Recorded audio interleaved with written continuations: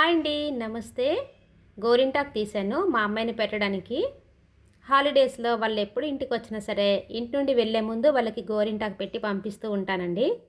ఈ కోన్లు అవి పెట్టుకోవడం అయితే నాకు ఇంట్రెస్ట్ ఉండదు, మా పిల్లలకు కూడా ఇంట్రెస్ట్ ఉండదు.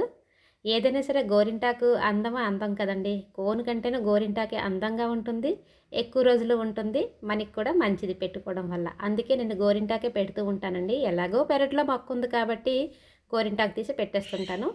ఈ పట్టిక అయితే గోరింటాకులో యాడ్ చేస్తానండి. మరి ఇంత పట్టిక అయితే యాడ్ చేయను.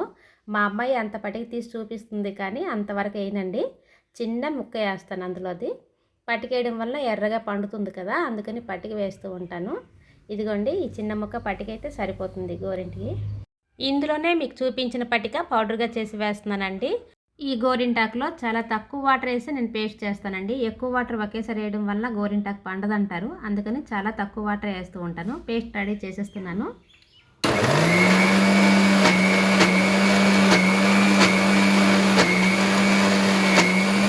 ఇదిగోండి, తయారైపోయింది. మా అమ్మాయికి పెడుతున్నాను. అమ్మాయికి పెట్టిన తర్వాతను నేను పెట్టుకుంటాను.